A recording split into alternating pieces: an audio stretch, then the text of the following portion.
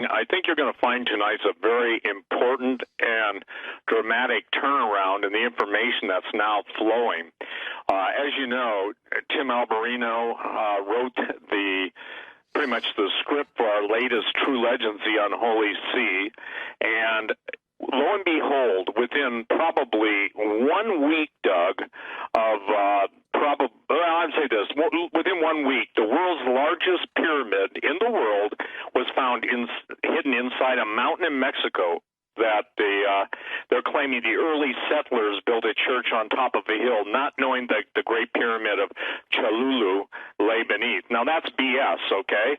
The bottom line is that from the beginning of the Spanish conquistadors, pillaging, plundering of the Americas, South America, Latin America, all over the country, they have basically put their churches on every high point in the city to show the conquest of the Catholic faith over the pagan religions.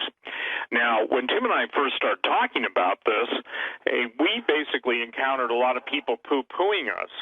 But I think it's neat because we can make statements and then God gives us the exclamation point. And judging from the response we've been getting on the Unholy See from all over the world, people are saying it puts so many of the pieces together.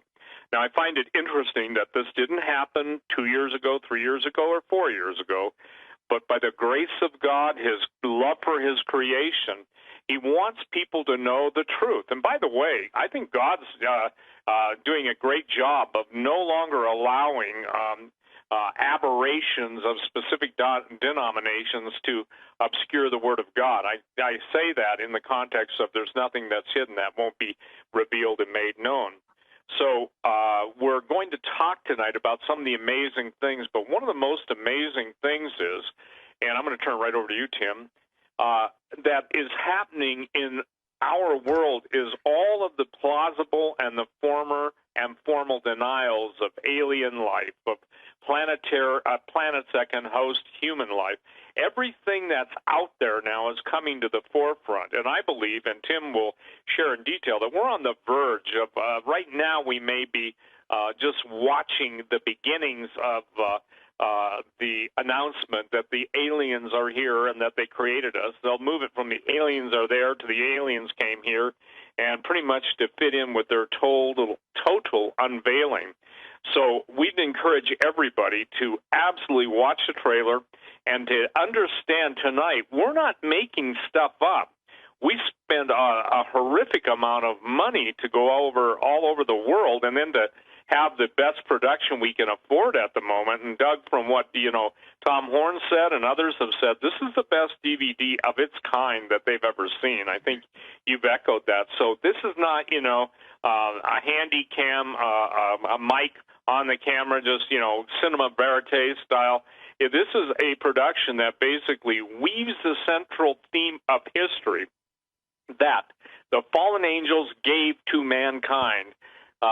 Their technology, their understanding of science, and through that arcane, hidden, or occult understanding, as people serve them, has come about this, what I would call, technologically decadent period of techno-serfdom. Those are words I coined years ago, that are coming into full fruition.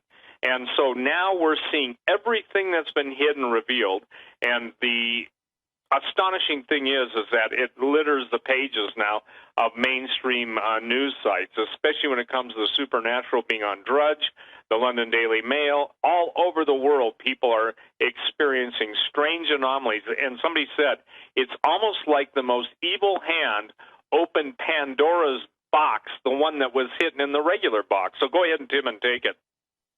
Well, good evening, gentlemen. Talking about this Cholula pyramid, what I find really interesting about this is that the pyramid was actually discovered in the early 20th century, but is recently appearing all over the news. It's just exploding all over the internet and all over the news, even though it's been known, people have known about this particular pyramid for a while, for a century, and it literally comes on the heels of, as Steve said, of our production of our last documentary film, which deals with exactly the situation that we find at Cholula, at the Pyramid of Cholula in Mexico, which is a pyramid, a very large pyramid. In fact, this is claimed to be the largest pyramid on the planet. It has a base 4 times larger than the Great Pyramid of Giza and nearly twice its volume. But perched on top of the pyramid is a Catholic church, which in the Unholy See, we detail why it is that the Catholic Church, in many cases, will place a cathedral or a monastery or some other kind of religious building on site where these ancient structures are found, and literally on top of them, sometimes, as in the case of Cholula. And this pyramid is, not only is it the largest structure, what they say is the largest structure on the planet, man-made structure in terms of ancient structures, it's also the oldest continuously occupied building on the continent because of the church that's on top of it, which I find to be very interesting. This church was built during the conquest of Mexico, which was basically happening in the same time frame, more or less, of the conquest of Peru. So you have many of the same factors happening in Mexico that were happening in Peru. In Mexico with Cortez, and in Peru with Pizarro. But these guys were discovering the same things and doing the same things. The conquistadors in Mexico with Cortez were finding the bones of giants, just like the conquistadors that were conquering the Incan Empire in Peru and Bolivia. And in fact, they were communicating with one another, according to the documents that we uncovered. And then it's a well-known fact that these conquests, that they were cut from the same cloth, literally, these conquistadors, and so giants are being discovered at the same time, the bones of giants. These pyramids are being discovered, and churches are being erected. Catholic churches, a Catholic presence is being placed directly in these very important archaeological zones. Just like all the other structures, all the other major ancient structures around the world, this Cholula temple pyramid has an extensive underground network below it and inside of it. And just like the other structures, ancient structures around the world, it's built on top of previous pyramids.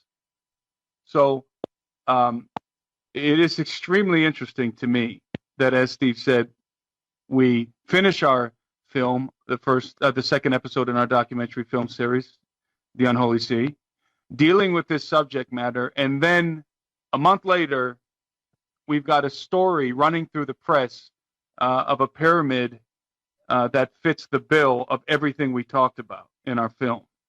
And not only that, also in the month of July, a couple of weeks after we released our film, or a week after we released our film, NASA came out with an image of the surface of Mars. And I've talked about this extensively with Tom Horn and with Gary Stearman, that NASA comes out with this picture with the heading Morse code on Mars. And of course, they created a media frenzy about Morse code on Mars. Is this a potential communication on Mars?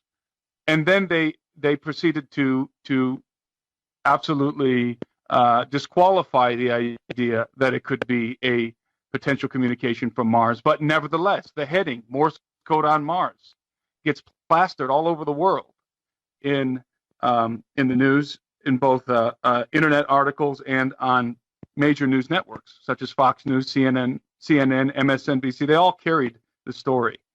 And I find that to be very interesting because we featured something called the geoglyphs of Tiwanaku in our first film, in episode 1 of our True Legends series, which are the geoglyphs are these massive lines and dots and mounds that are raised over the earth in the Altiplano, on the high plain of Bolivia, but are also engraved into the bedrock. So they're mounds and they're engraved, and they're absolutely massive. And you can see those featured in the first film, film of our documentary series in episode 1.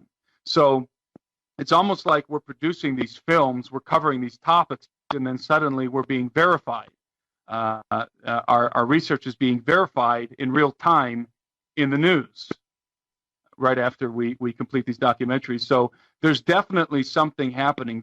I think that we are experiencing what could be described as soft disclosure at this point. I think that very gradually, incrementally, information is being released that is intentionally designed to prime us, to acclimate us to the announcement that's coming in the very near future.